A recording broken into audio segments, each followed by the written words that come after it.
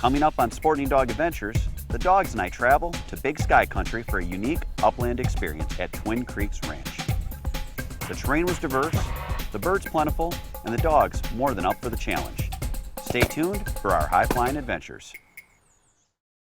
Sporting Dog Adventures, run boy run. Everything you need is here under the sun. Everything you need is here under the sun. Welcome to the Sporting Dog Adventures channel. Please like our video and subscribe so you catch our 3 new videos weekly. When people talk about Montana, they usually think of deer and elk hunting, but Montana is a huge state with a truly unique hunting experience throughout. We travel this week to Twin Creeks Ranch and hunt with guide John Way in some of the most picturesque, beautiful country, and it wasn't long before the action started. Look at that. Hey guys, should we go hunting? Yeah, you know, there's some huns over in this area. Okay, let's go hunting. Okay. Whole covey of huns just landed right in front of us, so we're gonna sneak up on them here with Pick. Then we'll come back after we get the huns and we'll get Dixie out. But we only want one dog because there's about 12 huns that just flew right over the truck and landed not too far from us. So we're gonna go see what we can do. Get ready.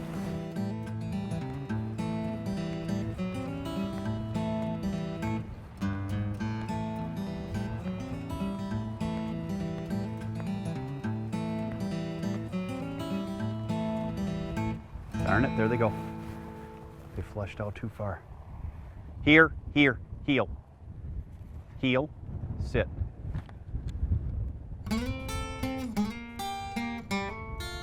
And that's why they call it hunting. Well, now we'll go back and get ready for the pheasants. Yeah. We're gonna get out Pickett and Dixie. It's a mother-son hunting team. They both point a little bit. We'll see if they do a good job on these Montana roosters. I'm guessing with the wind and the conditions, they're gonna get more flushes than points, but it should be fun to watch 2 dogs out there that are obviously related with a mother and son. Now we're working some cover strips. These are all wild birds. It is mid-October, and the dogs are fired up. Our first hunt took us to a flat field with cover strips. John told us that we were going to see Hungarian Partridge and pheasants. We got the dogs out, we were ready for action. Now we are getting to the end here, game time.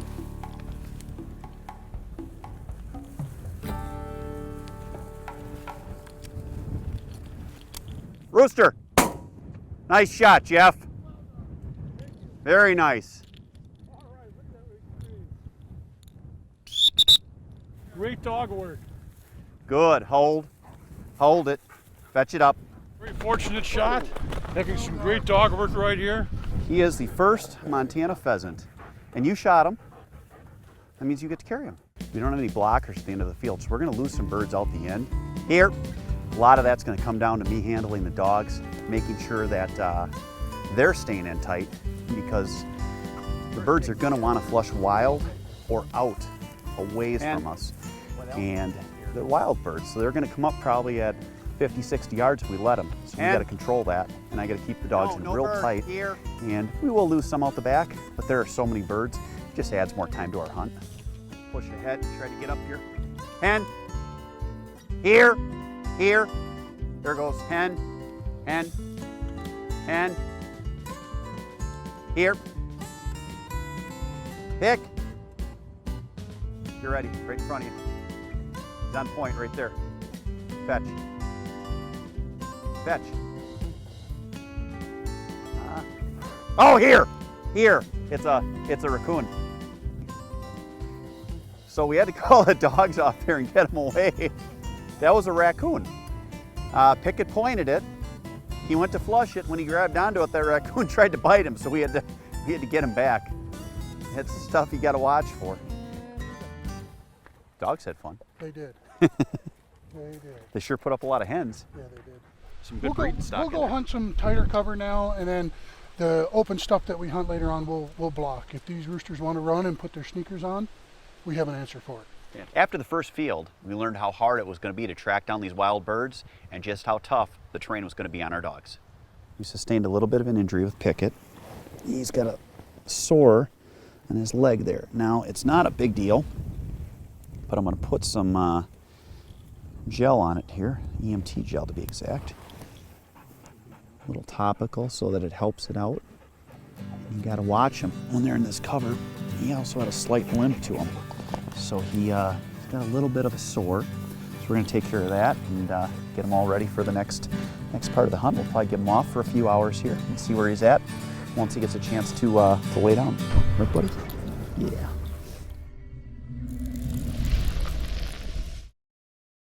This segment of Sporting Dog Adventures is brought to you by Tritronics and Loyal Pet Food.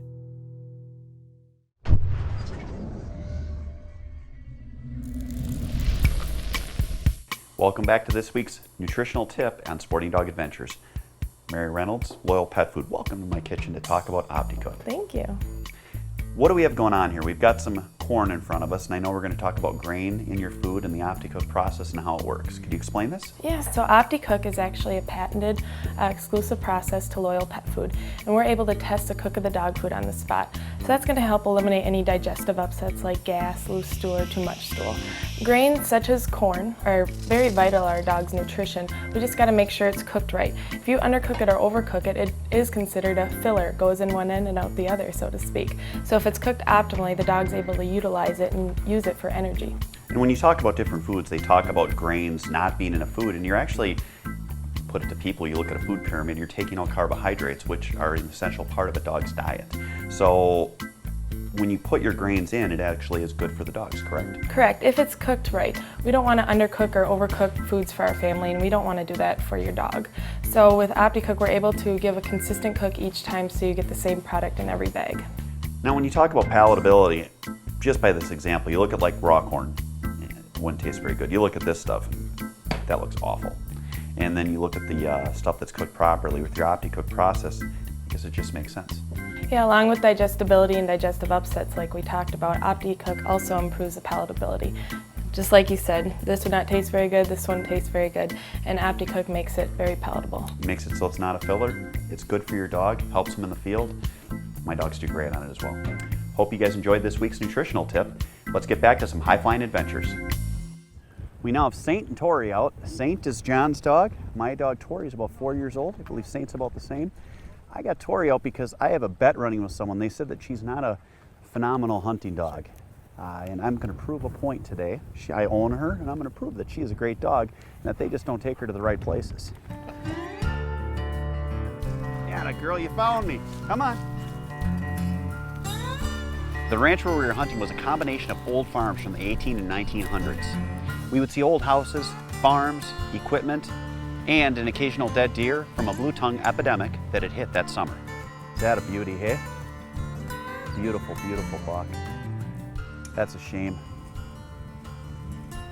I love how Tori just dove right in there.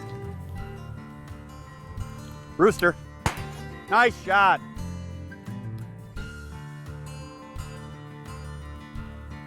Good girl, Tori. Good dog. Look at that. Now that's a dog. Good dog. Hey, for the camera, she flushed it in cattails.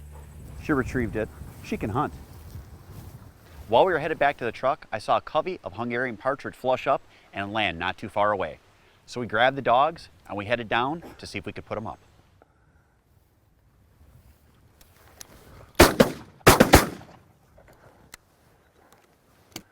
Okay, I dropped one right.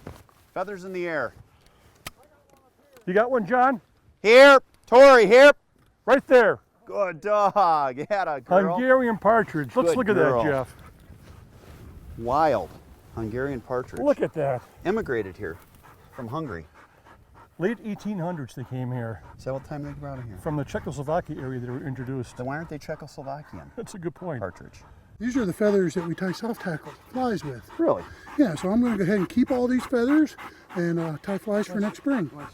After lunch, we got Rama and Lucy out for a pheasant hunt. We went to a wheat field that had some of the area cut, and it was full of roosters. Shoot, I couldn't tell. Good shot, Jeff.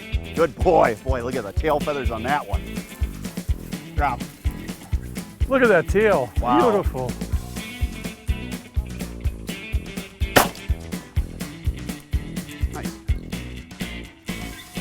Rommel, here. Good boy. Everywhere we went in that field, there were birds. Even our camera guy didn't know where to focus. And Rommel, here. Darn, I dropped his leg. The dog looks pretty hot right here. Here's a rooster. Thank you. After a long day in the field, John, Jeff, and I, as well as the dogs, were excited to get back to the lodge for the great meal they were preparing for us. We could not wait to see their high-end accommodations and just relax after one of the most unique upland experiences I've had.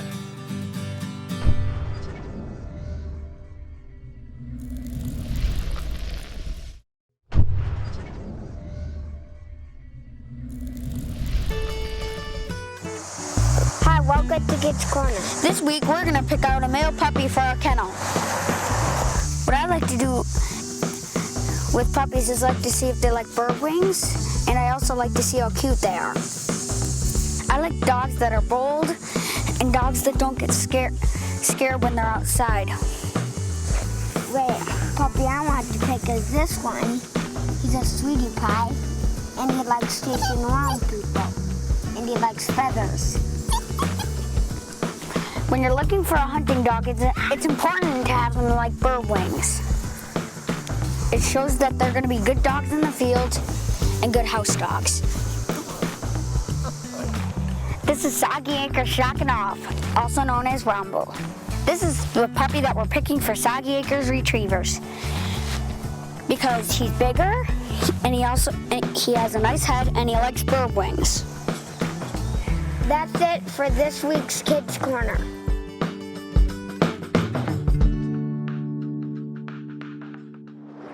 We think there's a bunch of Hungarian partridge in this strip. They come here to feed. On the second day, we went to a high plateau to hunt Hungarian partridge.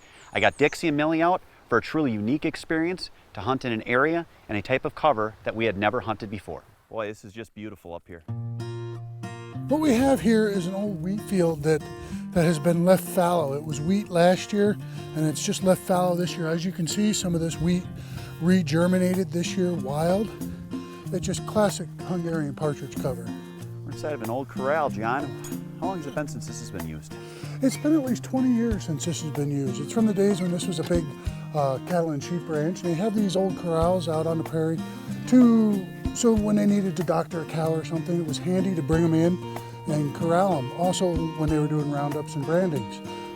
It's beautiful. The Old West. The old Millie's feet are raw, and he just was talking to John and he said there's little cactus here out, trying to keep the dogs out of them. And sure enough, right there, I would say that Millie probably stepped on one. So something to keep an eye on when you're doctoring your dogs a little. You can see she wants to hunt. She wants to go. So we're heading back to the truck, but there's not a whole lot we can do other than just get her back to the truck right now. After chasing some Hungarian partridge, having some sore paws on our dogs, we headed back to a creek bottom for some upland action on some pheasants. I got some fresh dogs out and we headed into an area that they called the Lost World. This is called the Lost World.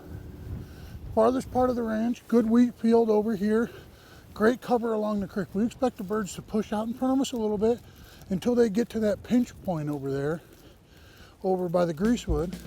Then we'll be able to catch up with them there and hopefully flush them all right there. Here.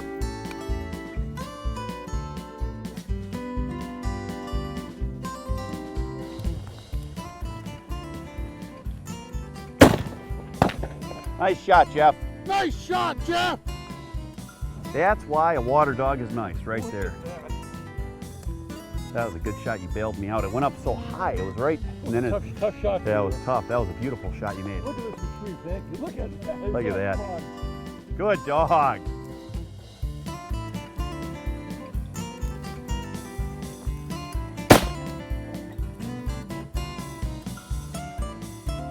Here. Here. Come here, buddy. Pick it here. Right here, buddy. We're in the part of the ranch they call the Lost World.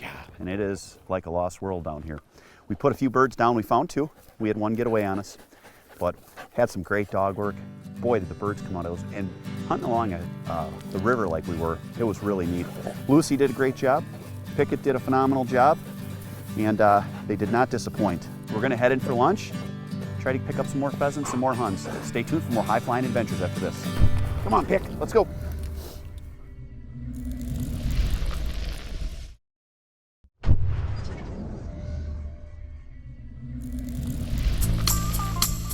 This week's product review is on the Webley & Scott Model 900 break action over-under shotgun. This gun comes in a 12 gauge and 20 gauge. It's CNC machined, high gloss blued with an oiled Turkish walnut stock. It's proofed for steel shot, comes with a 3-inch chamber and 5 separate chokes so that you can do everything from skeet shooting to shooting a full choke for those big Canadian honkers. What I like about this gun personally is when I pull it up, it sits perfect. My sight line is right, and I rarely miss a bird with it. As you can see on the show, it's a comfortable gun, it's light, and it really works well in the field. The Webley & Scott Model 900 shotgun. Check it out if you want a classy, high-performance shotgun in the field. We're right over on the edge. On the way back to the lodge, a quick hunt presented itself. John Way got his dog Saint out, and we used Saint to see if he could get me my first sharp-tailed grouse. We got 4 sharp-tails that just popped up ahead of the ATVs, so we're gonna go try to get them. Yeah, I think they're right up here. My first sharp-tail hunt. All right, guys.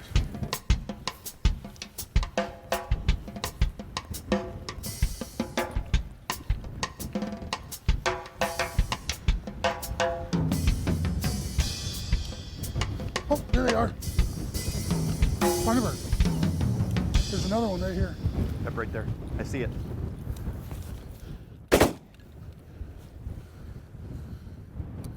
My first sharp-tail. Here!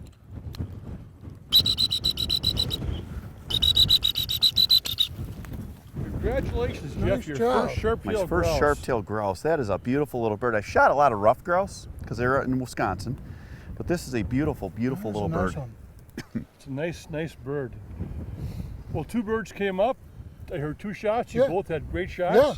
Yep. Congratulations. We both Well picked done. this different bird too. That was good. Exactly. Well, we'll stick that in and Perfect. hopefully we can find some more. Well done. Good job. All right. Still headed back to the lodge, we stopped at one more place. This ranch was huge, and there were so many little pockets where you could find that bird that was hiding out. We got out Tori and Saint to see if we could get one more rooster or one more covey of huns before we went back for lunch.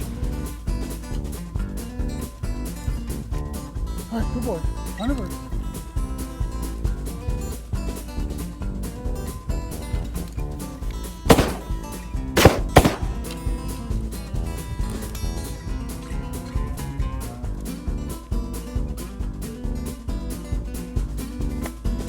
Good girl. Hold it. Hold it. Ah. Good dog. Good girl. There's got to be another one in there. Yeah. Okay, find a bird.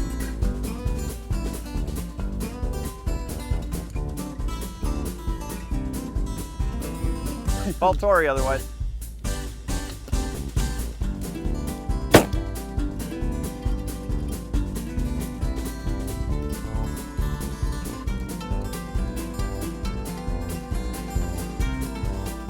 Tori, here. Come here. Good job, Saint. Good job, Tori.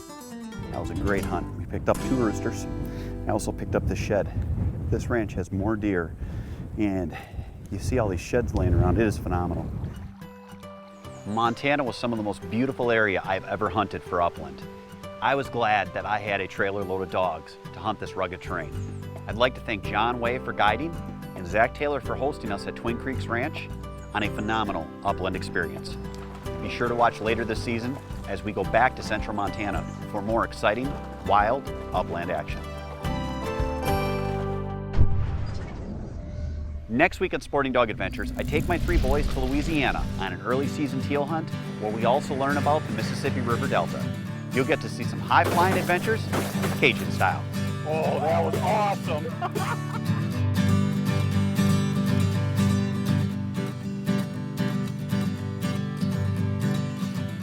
Closed captioning is brought to you by Hadel's Game Calls. So that's going to help eliminate any digestive upsets like gas, loose stool, or too much stool.